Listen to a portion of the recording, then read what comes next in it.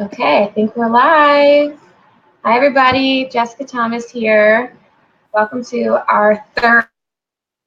Have my dear friend Loren Cellentani on here with us, and I'm just going to give you a quick. Hi, Loren. Hello. Sound good? Can you see me? All is good on the tech side? Yep, all is good on the tech side. Awesome. Okay, so Loren and I met kind of in a funny way. I kind of forced her to be my friend. I went to what was it called? Mind, Body, Spirit Convention or Expo? Yeah, I think over something like that. Yeah.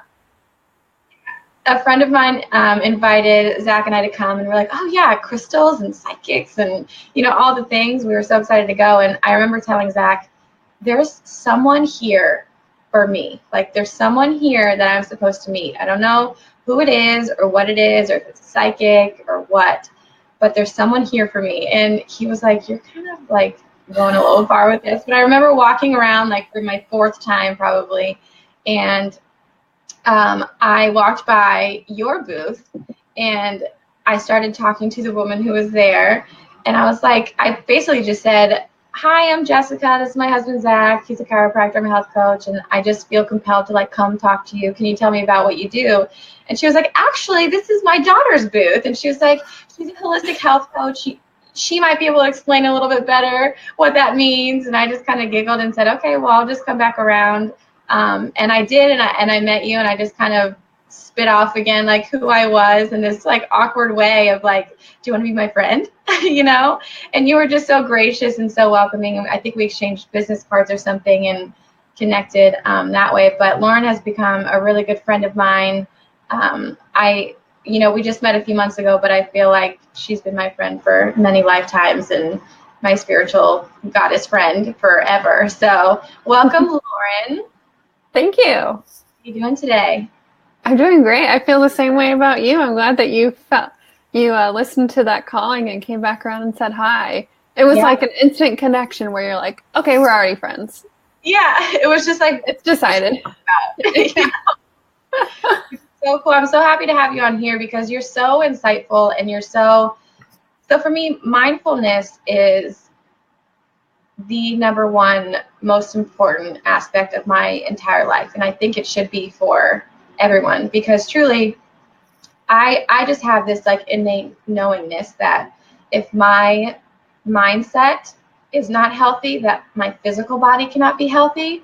So even as I ventured into pregnancy, a lot of people see the physical side as like the most important aspect of pregnancy. But for me, that shifted like as soon as I found out I was pregnant. I just innately knew like I needed to get my mind right in order for my body to be well through the process. And I had, been on my yoga journey and my meditation journey long before that. Not to say that it's not like still a daily like growth and practice for me to kind of master that, but I had no idea what I was doing with meditation. I had no idea how to tap into like my mind. And, I've read all these books that tell you to observe your thoughts. And I'm like, how the F do I observe them and not just like listen to them and let them control me, So it was this really interesting process that I went through really on my own. And I would have loved to have someone like you in my life to kind of navigate that whole journey through. I did a lot of like guided meditation and audiobooks and stuff like that. But for me, so I guess if some people aren't clear on it, mindfulness, truly by definition is a state of awareness or consciousness of something. And I do believe that mindfulness is a way to graciously and beautifully and magically express like our soul essence.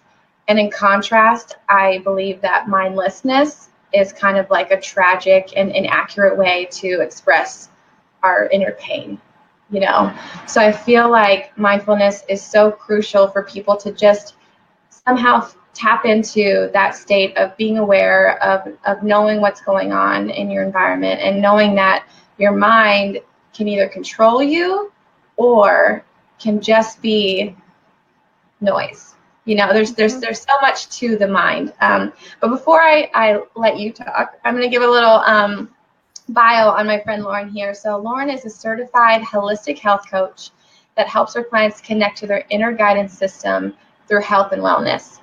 Far from the typical 30-day fad diet or exercise fix, you work together with Loren to uncover your core beliefs of self-worth, inner talk, and subconscious to become your own master coach. I love that. The truth is you already have the answer. And we really do. We already have the answer. And no one knows that they have the answer, you know? That's where it starts for sure. Learn how your emotions and body's responses are telling you what you need. By working with principles from energetic healing, law of attraction, and natural life cycles, she helps weave them into your health and wellness routines. Soon you'll be able to feel how you want to feel now, because your sixth sense is your first sense. Learn to tune in through wellness, but also improve every aspect of your life. That is the juiciest bio ever. And it's so true. I mean, that is what you do. So talk to me kind of about how you got into being a health coach and what does it mean to be a holistic health coach? Well, I guess we can start with how I got into this. So I was out of college, had horrible chronic anxiety, had gained, the freshman 15 or more. And I would love to say it was a high spiritual calling that I wanted to lose the weight, but I just didn't like the way that I looked. Yeah. So I kind of got that under control.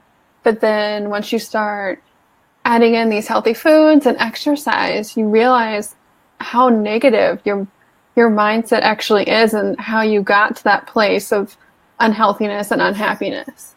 Yeah. So like most people, I still avoided that part of me. I was scared of that part of me.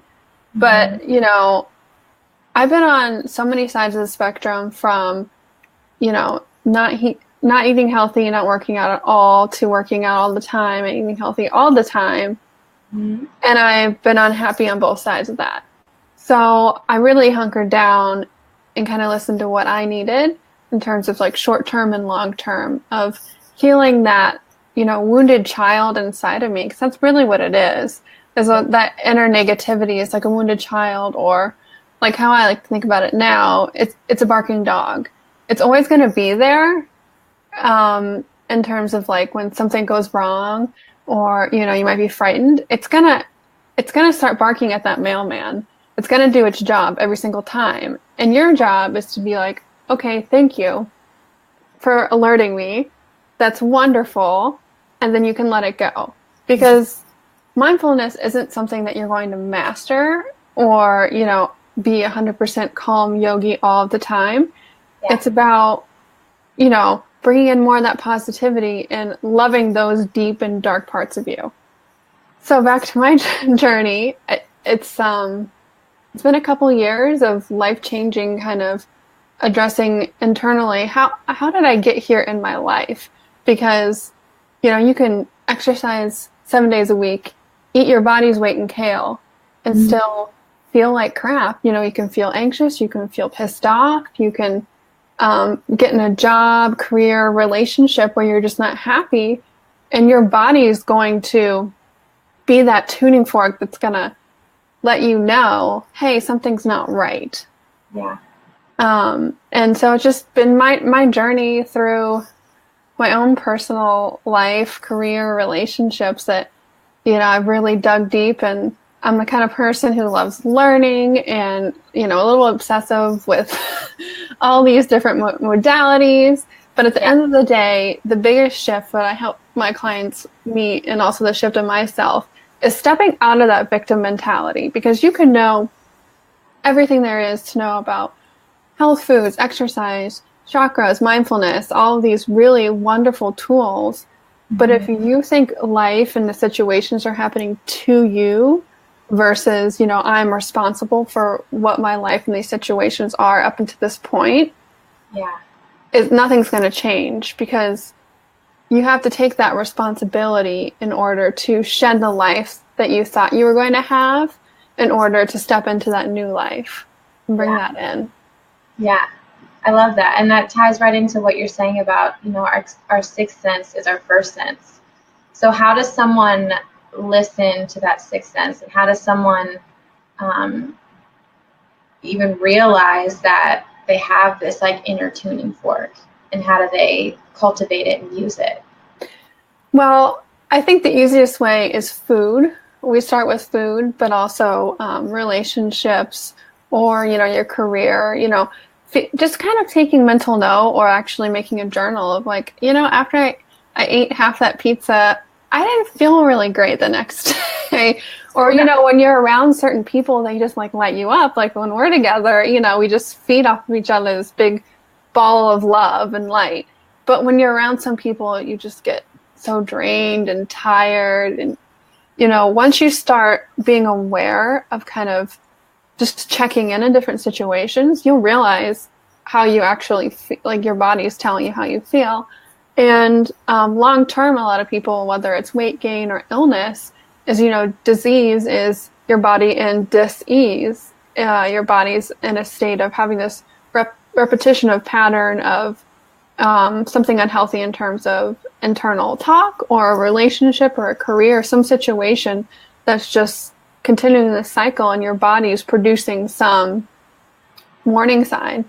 A lot of the work I study by Louise Hay, she's done amazing work in terms of like physical body reactions or illnesses and how they relate to that emotional patterning that's created them. And she also provides a lot of work with affirmations to how to heal that subconscious belief. So a lot of women who get UTIs or yeast infections, UTI is unrepressed or repressed anger. You're literally pissed off at someone, at yourself, the world, and you're not addressing those feelings. So your body's going to express it in a different way. Yeah. Yeah. So true. So many things, everything that manifests in us physically starts with our mind and our thoughts and some inner emotion or something that's happening that we're not, like you said, addressing or healing from. It's so true. So talk to me about, meditation and tools for how do we start observing our thoughts, and why is it important to observe them and accept them and let them go? I think the easiest way for women, whether you're pregnant or not, for me was realizing that we're on this 28-day cycle in terms of, menstruation, follicular stage, ovulation, and luteal. Your mood and your preferences are going to change throughout that time. And a lot of the people, joke about PMS and, you're very irritable, emotional. Well, that's a perfect time to address those things that are coming up, are actually things that you've repressed and avoided earlier in the month. But your body is literally telling you at that time, you better wrap this up. You need to address this now. Because if not, it's just going to get worse. Mm-hmm. So I tell my women clients to really look into what's coming up during that time, in terms of negative self-talk, maybe a relationship or something in your career or your wellness. It's popping up. It's making you more irritable than normal. But also, I have found personally, through exercise and diet, that there's nothing worse than going for a run when you haven't run in a long time. And those negative thoughts just come spitting out of nowhere. And you really kind of taken aback, like, where have these come from? Like, who's talking to me here? But it's been inside this entire time. Yeah. So how do we let it go? Yeah. So I myself have trouble meditating every single day. So what I like to tell clients is kind of figure out what helps you center yourself, center your energy, whether it be writing. I like to write a lot, process my emotions to kind of center my energy and let it out, or yoga, or even, a good long run for some people can be very meditative. Mm-hmm. What I consider a meditation practice is something that's going to allow you to center your energy, to be present with yourself. You're not getting distracted by social media, email, TV, Netflix, whatever. You're there just to listen. And whatever comes up, you're present for that. Yeah. And I think that for me is the definition of meditation. when you're first getting into it, because it is really hard when you're just getting into this to sit down for an hour to let go of those negative thoughts, because in terms of law of attraction, you're not going to be able to just snap out of that mentality right away. What we want to do is you're kind of on one of those merry-go-round wheels at the playground where you're just kind of going in one direction. And what we want to do with these negative thoughts is slow it down enough so then you can start to move that wheel the other way in that positive direction.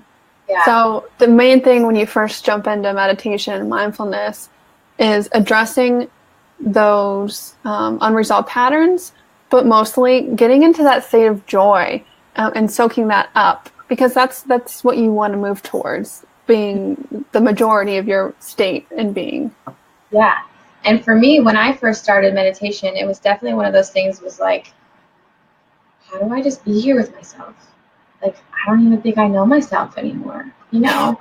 So for a lot of people, it's kind of scary to sit down and be with yourself, you know, especially if you have never addressed your fears or a lot of your negative thoughts or the patterns or the coding or whatever it is that has been ingrained in you and taught to you your entire life. If this is a new practice for you, you sit down and you may tap into that joy immediately and be like, oh my gosh, I've been waiting my whole life to like love myself like this. But then some people may sit down and say, oh my gosh, I want to get up. I don't want to be with her, you know? And either way, it's great. That's exactly what you need, because you're just becoming aware of your body and you're becoming aware of your spiritual side and you're becoming aware of like your true soul essence. And that's so, so, so important, especially when you get into pregnancy and birth, because I mean, the creation of another life inside of you gives you this other level of like responsibility for the thoughts that you're having and the way that that's affecting you physically. Because for me, I was like so obsessed, like on a weird level of my thoughts being things. I was like, because I know, you know, I've studied like physiology and anatomy and, you know, all these things on the science side where I'm like, I know that if I have all these fears and these thoughts, it's creating a chemical reaction inside my body, and those hormones are going through my bloodstream into my placenta and into my baby, and this is creating my baby to be a fearful person, you know? So I was like so focused on like getting my mind right. I can't stress enough like how aware I was. I mean, it was like an instant, like the universe was just like, here you go, you can be aware now, you can wake up. And I think that was when I truly woke up and took control of my mind. And for me, guided meditation was a lot more comfortable for me. It kind of gave me the direction to, when my thoughts did kind of steer one way or another, it always brought me back. And I know that you're starting a guided meditation series too. About that, because I did your Thanksgiving one, which was so good. I did it Thanksgiving morning, you know, before all the craziness, before all the meals, because I think one of the hardest relationships that people have in life is not necessarily with other people, but it is with food. So that was a really good one. But tell me about your guided meditations and what that will do for people. Yeah, so for email list subscribers only, I do this freebie meditation kind of seasonally. So far it's been kind of every other month, monthly.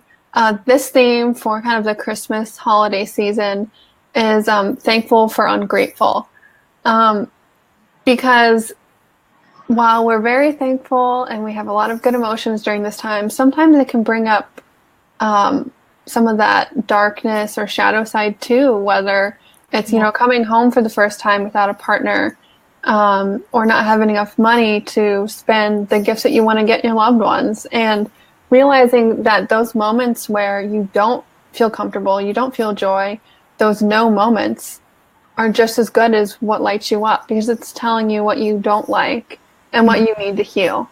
So just kind of refocusing that whole negativity to, you know, being thankful for that, showing you the way where you need to go next. Yeah. So I will be sending this one out next Wednesday, December 20th, which is my birthday. So a little birthday treat for everybody from me.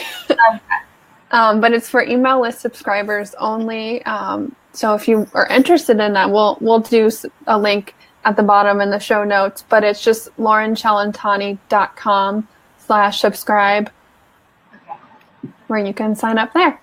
That's awesome. I'm so excited for that. I still do best with guided meditations, so I'm definitely gonna do those religiously for sure.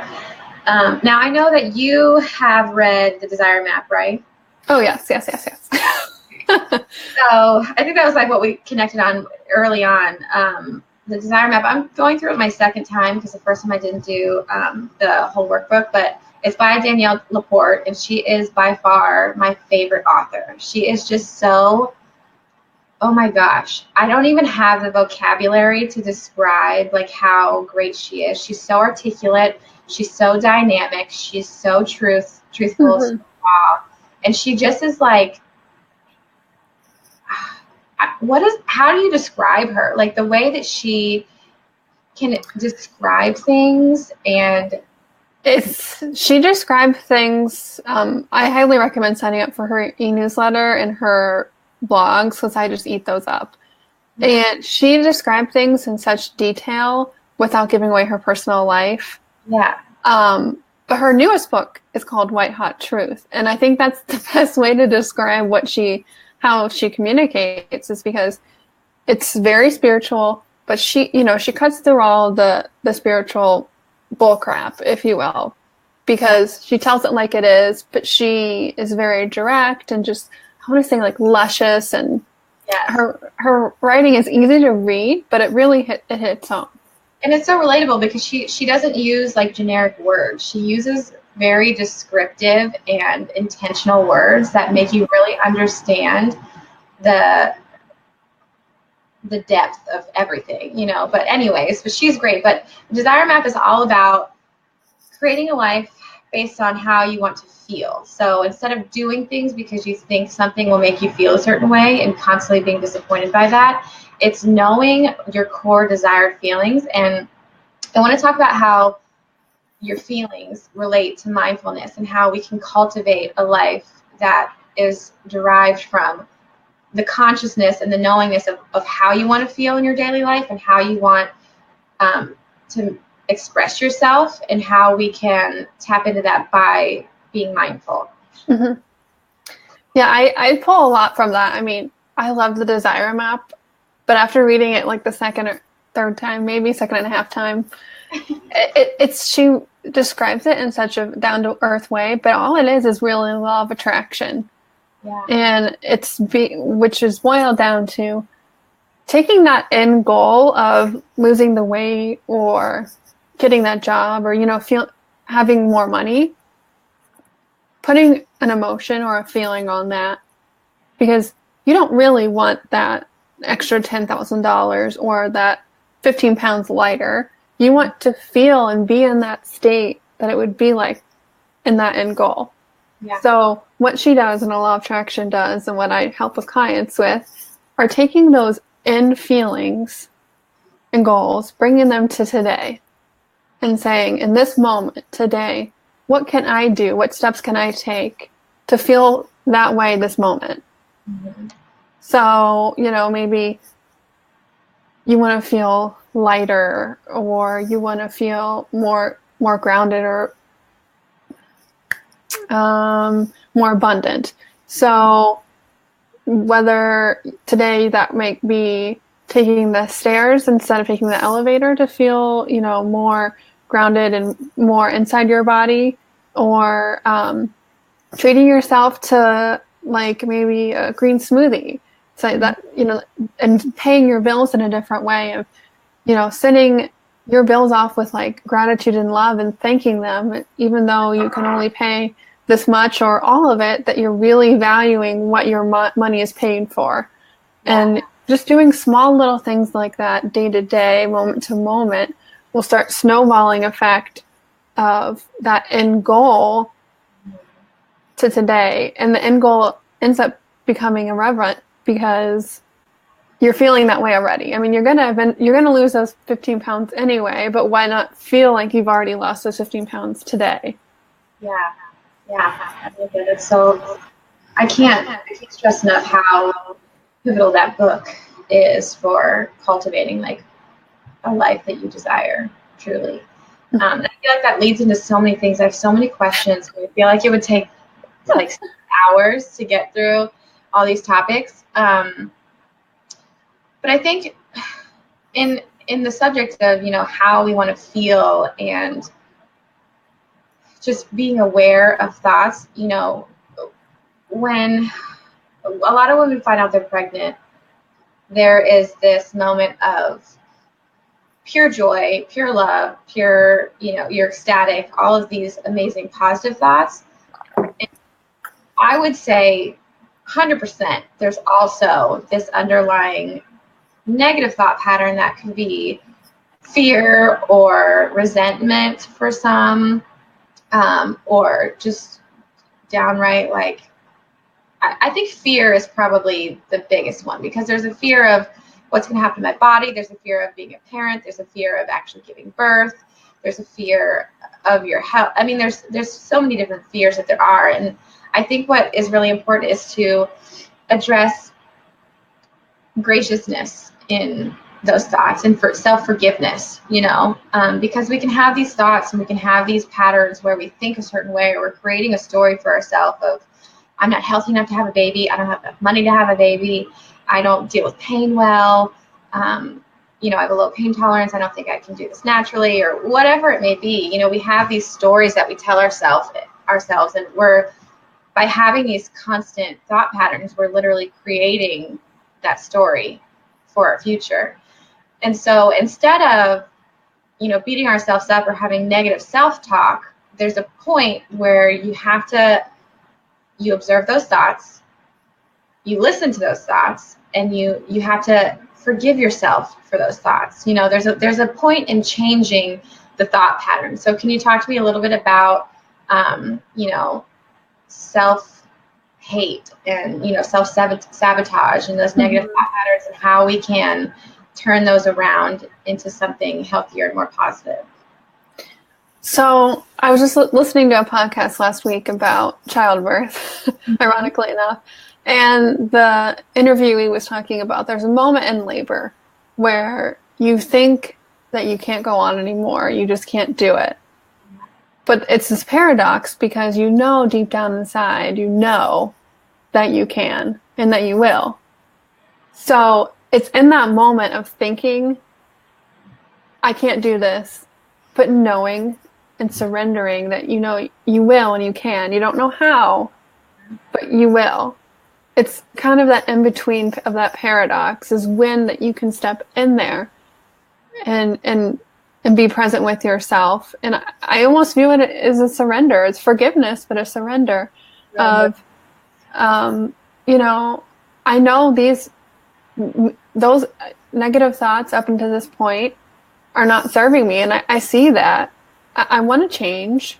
And sometimes it's literally talking to myself. I do this all the time. It's great in the bathtub with some Epsom salt and oils. Is, having a conversation with yourself of, I want to change. I don't know how to change. I'm surrendering to that fact. I'm open to the universe showing me the next way, the next steps, the people. When you're open and you start working on yourself, and the universe just brings you people like you to me and vice versa. Just would never imagine that in a million years. Surrendering to the fact that your higher self and the universe always have your back. And they always, always, always want the best for you, if not better than what you could never have imagined. Yeah. And I think that's really hard for people and myself, because we get so attached to these patterns in our subconscious, and this negative thought of like wanting to change what you hold on to. This is the way that it has to go. This is the way that it has to be. And it's this like desperation versus this surrender of letting go and letting life and the universe flow through you. Instead of holding on to the stagnant old idea, pattern, or I like to think of it as like energy, trying to work the physical energy through you, but also your thoughts of you're gonna have those negative thoughts. We talked about it earlier. You're gonna feel anger. Someone's gonna piss you off. You're gonna cry. I cry all the time. But if you're present with those emotions, let them flow through you. It's a scientific fact that if you do that, the max one emotion can really last in your body is 20 seconds. Yeah. And if you just let it flow through with no judgment, and then you can kind of go, okay, where does that come from? Is that something situational or is that something deeper? Yeah. You also say, thanks, you can leave. What was that? Oh, yeah. You can leave. Bye-bye. Bye. I feel you and I don't like you. So let's move on. Mm-hmm. Yeah. So it's just being comfortable to be in that space, because that's where change happens, is knowing that this is not the life that I want anymore. These aren't the thoughts that I want anymore. They're going to keep coming up, but I choose to let them go and surrender and trust that I'm moving in the right direction. Yeah, that's so good.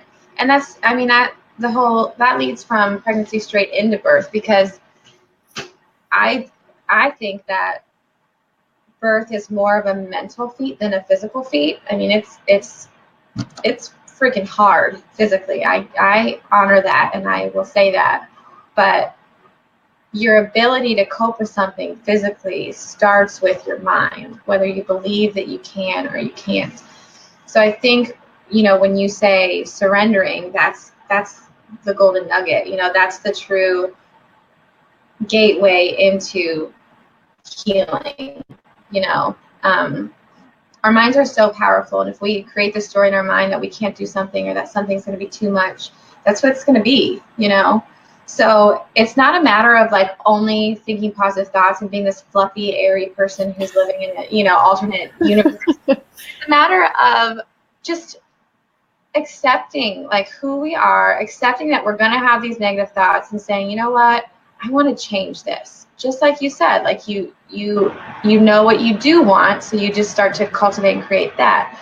And so for the birthing process, mindfulness is without a doubt your number one priority. And I feel like as a doula, like that's the one thing that I probably, when I think about like how I help people, it's like 80 to 90% helping them with their mindfulness and helping them be more instead of think more, and to just tap into like their divine femininity, it's that this is a divine process. This is a life cycle. And this is something that you can do. And if you just find what works for you. For me, it was the guided meditations. I would put in my headphones. I would, take naps to it. I would go to sleep to it sometimes. I would listen to it on the way to school. I'm going to link the one that I actually listened to because it was so good. It was like several different tracks. I think it was a few hours long, but I knew like when it was go time, I popped in my meditation and it took me into this like trance state of like just visualizing and just being in the moment and observing the sensations and observing the surges of contractions and all of that. And it was so powerful. I really think that was probably the main reason that I was able to birth the way that I was because I got my mind right, and I accepted my thoughts. I acknowledged all of my fears, all of them. There were multiple. I acknowledged them on a really deep level, and I sat with them and I thought about like, where does this thought come from, or where does this feeling come from? Was there a specific experience in my life that created this fear for me, or have I just seen this on TV or whatever it may be? But I think acknowledging that thought process and acknowledging what's going on, and just it's okay to have those thoughts. It's going to happen no matter how much work you do. Those thoughts are going to appear. It's how we handle them and it's how we observe them, then rather than letting them control us. Because a lot of us are walking through life and your mind is in control, and your mind is insane. Your mind is insane. You got to get it right for sure. So yeah, I mean, I could talk forever on mindfulness, and there's so many different tools. My friend Sarah Bivens does the podcast Doing It Home, and also Balance and Motherhood. And that's one of my daily things that I do for my own mindfulness now. Like it could be as simple as listening to a podcast. It could be as simple as taking a bath, like you said, and just having those conversations with yourself, either out loud or just in your head, and finding the things in life that bring joy to you and doing those things more, you know.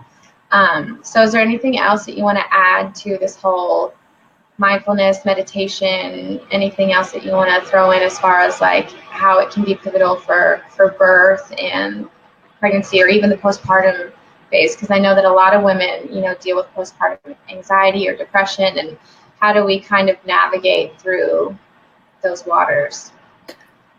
Well, one thing that came to mind during your own mindfulness journey of getting your mind right, preparing for birth, is that this concept that I've kind of been toying around with, that this isn't our journey, meaning like our intuition or our higher self's journey. It's actually our bodies. Because you, with a capital Y, know everything there is to know. You know what to do next. But your body, like we started this conversation with, is that tuning fork. And it's like any other relationship. You want to give your body the tools, the space, to be able to heal, to support your body and not pushing it to be like, all right, well, we got to be out of here in an hour, so can you push this baby out right now? You know, giving it the space to birth that child or birth a new you, and not putting a time limit on it, and being there to support and honor that journey of your physical body. And when you shift that perspective, for me, it's been life-changing, to think of it as my body's my body's journey, my body's ego, my body's negative thoughts, my body's subconscious patterns, and being able to kind of observe that from that perspective is really helpful in shifting out of that victim mentality and being able to step into that empowered mentality of, you know, living a more mindful life and preparing for birth or motherhood or, you know, postpartum. Because as you know, mindfulness preparing for birth, but actually after birth too, moving on to when the kids are growing up, is you need to have those few moments, even if it's for 3 minutes a day, to check in with yourself, to take care of yourself as a mom, because, you know, you're a very important part of your family's life, but more so your life. And filling up your cup. Harder than birthing.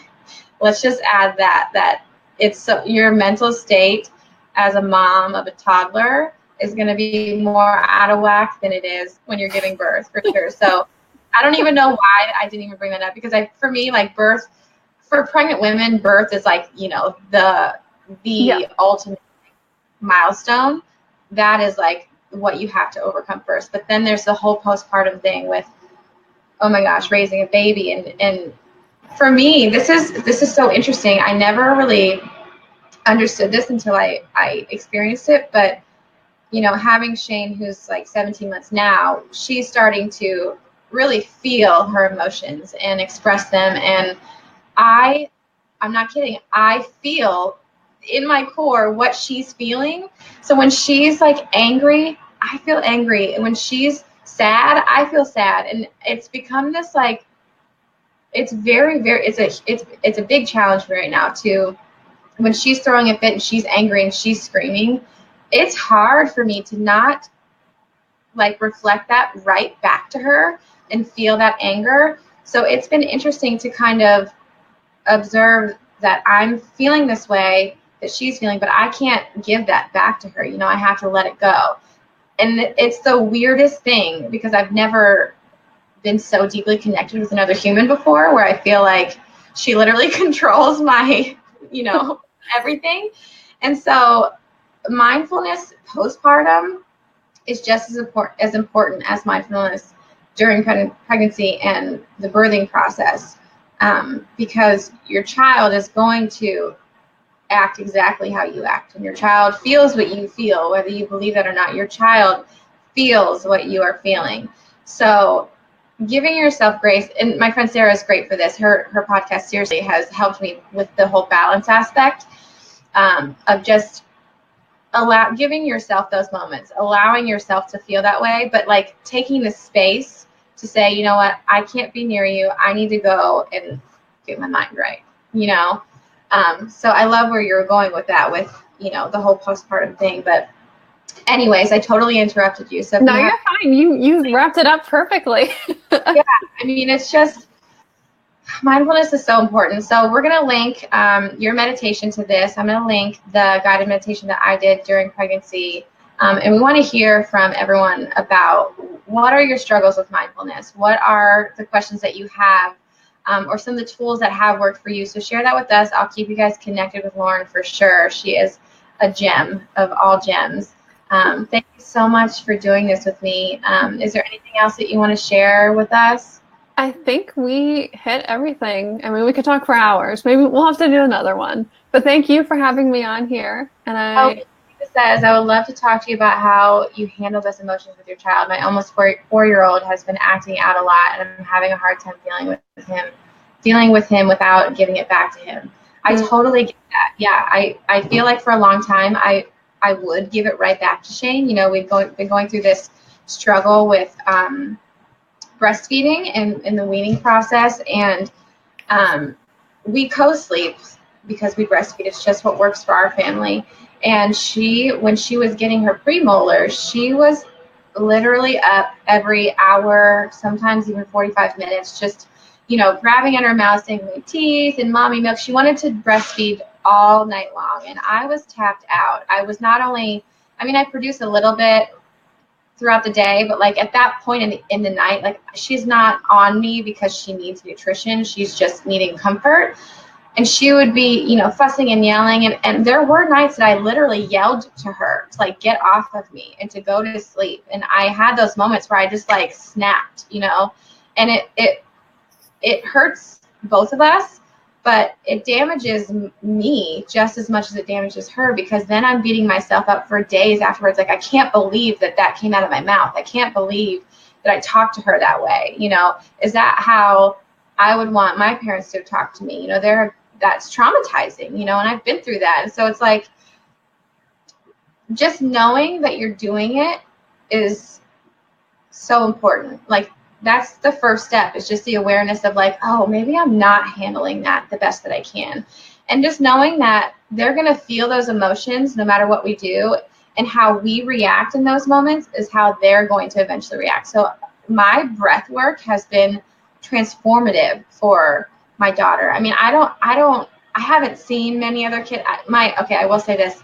My chiropractor and my mentor and my officiant for my wedding, my, you know, everything, Wade Port in Georgia, him and his wife Lisa are the most mindful people I think I've ever met. And their daughter is like on another level of like intuition and just being this innately guided tiny little human. So she was very like in tune with her body and her emotions at a very, very young age, like 2, 3.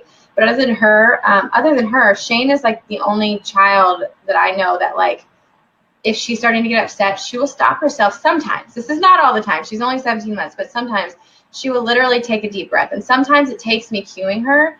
But just as she's having these moments, I'll just literally sit there and hold her, and I will breathe. I won't respond to what she's saying. I will just keep breathing the longest, deepest breaths I can take. And sometimes I say to her, take a deep breath.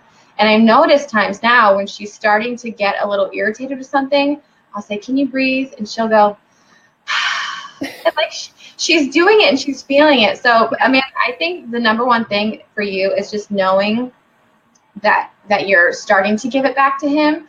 And I'll definitely connect with you, and I'll connect you with Loren too, to kind of talk more about like how to navigate through that. Because I mean, I don't know more than you know, Amanda. We both know how to deal with our children. It's just a matter of like being aware of how we're doing it. So yeah, let's definitely connect on that level.